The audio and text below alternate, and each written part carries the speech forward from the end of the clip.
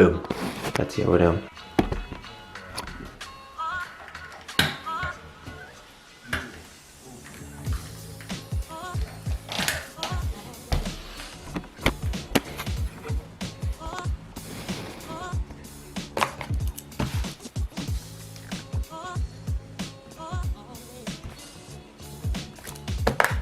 Okay, let's do a little physique update. Yeah, so I don't feel like much has changed since last week, but I do think I am a little bit leaner. So this is me tense from the front,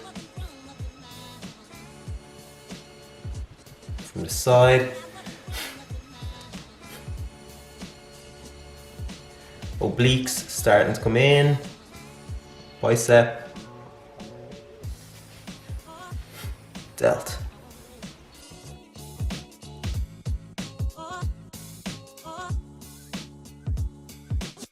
Okay, let's go through this weight log, and I have to say last week was a good week in terms of training and nutrition consistency. I got all my sessions in, they were good sessions, and I stuck to my calories and macros. It was as simple as that. But my weight log, or my weight, is just all over the place. I think, you know, it's fluctuating big time, and that's why this average weigh-in is important, because this is the only number I am going to pay attention to from last week, and that is the number to get lower than this week. So as you can see here, I'm off to an okay start. I was hoping that all this week I would stay below 78 kg, but Tuesday, which is today, had different plans.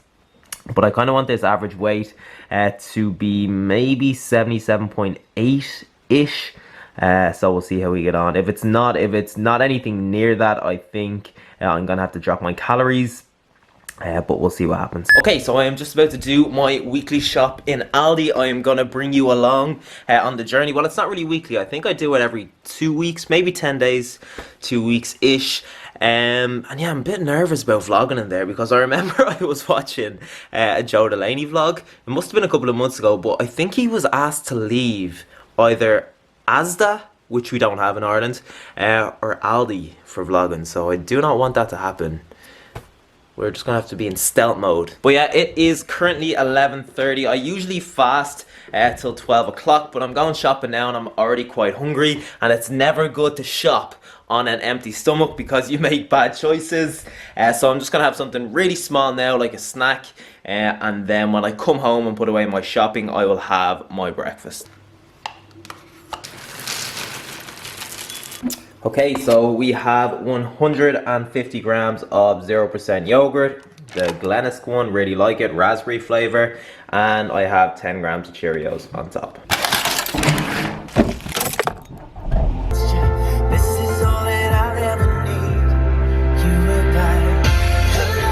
What a tune! Okay, let's go get kicked out of Aldi. I love when they have these.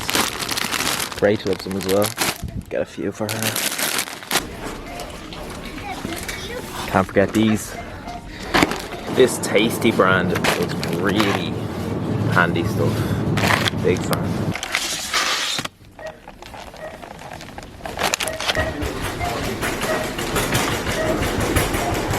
Okay, I am home and it is time to go through what I got. So let's start over here. And I got some instant hot oat cereal, which is kind of like the Aldi version of Ready Break. So it's really creamy, and I have porridge every night with whey protein and marshmallows. It's my signature dish, as most of you probably know. I got 20 large eggs, so every afternoon for breakfast I have an omelette that contains 2 eggs and 2 egg whites as well, so they will do me for a while. I got some Cajun salmon fillets as well, so these are actually kind of hard to fit into my diet, I have to say, because when it comes to my protein, I like to keep most of my protein sources extremely lean. So you will know I got my delivery last week from Kerrigan's, and I got things like chicken, turkey and lean mince, and they're all really lean sources of protein, whereas with Salmon, you know, it's a decent protein source, but it also contains a lot of fat as well, which drives up the calories of, you know, the fillets. So 100 grams of salmon, for example,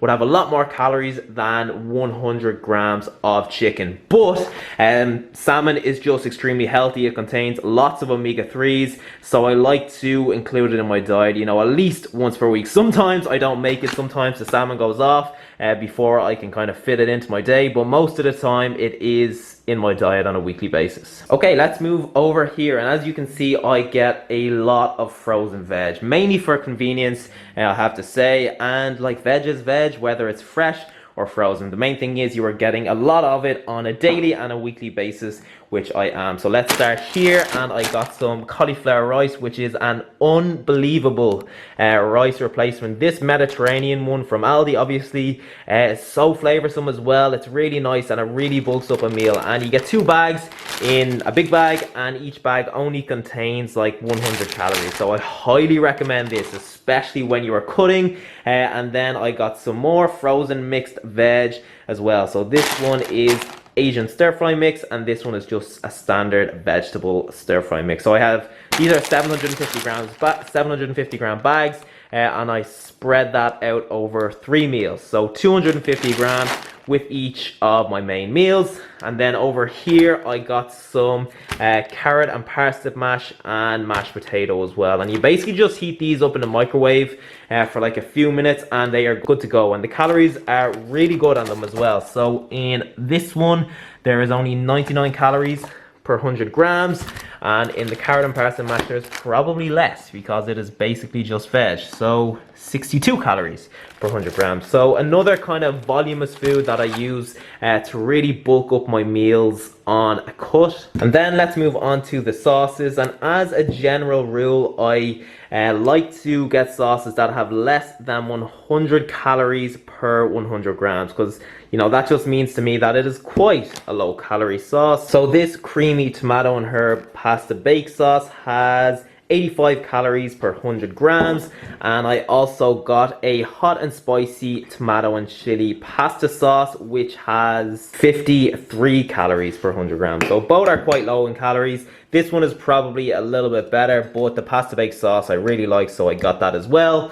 And then moving on over here, this is kind of like my treats section, and as a general rule, my treats, I like to keep them really voluminous as well. So popcorn is probably one of the best voluminous snacks you can get. So per 50 grams, or let's just say per 30 grams, which is about a third of this bag, there is 122 calories, but 30 grams is quite a big portion, so it feels like you're eating a lot more than 122 calories worth of food, which is obviously really good when you are cutting.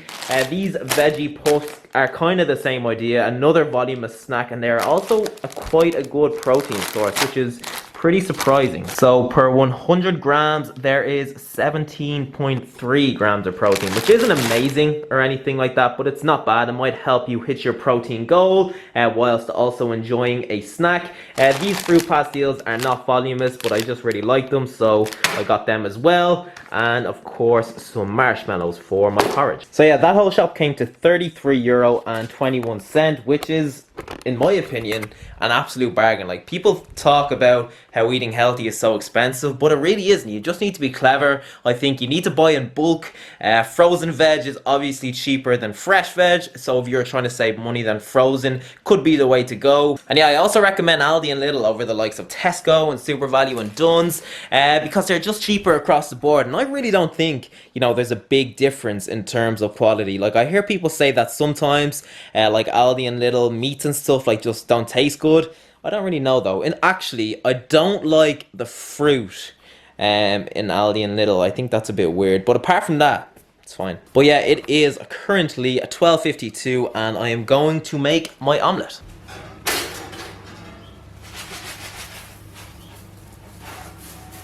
Alright, let's give this a go.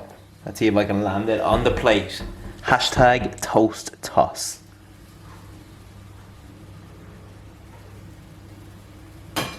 Boom! Whoa. Okay, so I am just about to go to the gym and it is time to take my supplement. So number one supplement, caffeine.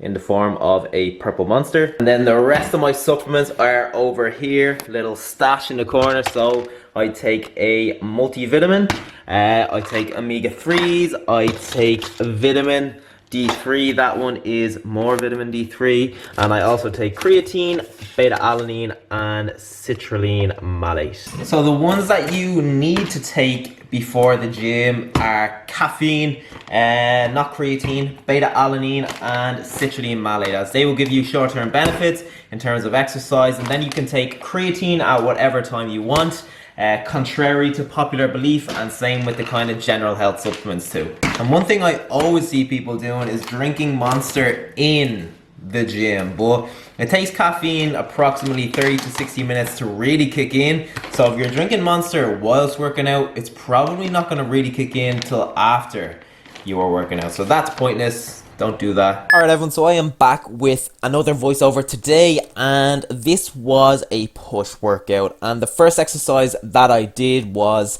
the dead stop bench press. And as I said in my previous video, I'm not going to be tracking all of my lifts over the next 8 weeks, but this is definitely a lift that I will be tracking, and that is mainly because I really like it and I can't wait to make progress on it. And the two main points when it comes to the dead stop bench press is, number one, it prevents you from bouncing the bar off your chest because the pins make that physically impossible to do so. And number two, it really helps build the bottom portion of your bench, so that when you go back to like normal bench pressing in a couple of months time, you will find that down at the very bottom of the lift you are a lot stronger, and hence that's going to improve your overall strength and performance during the bench press. So here I was lifting 105 kg for sets of 6, and I think I'm going to aim to increase that to 4 sets of 7 over the next few sessions before increasing the weight to 107.5 kg. Okay, so next up we moved on to the inclined dumbbell chest press, and this is a lift that I will not be tracking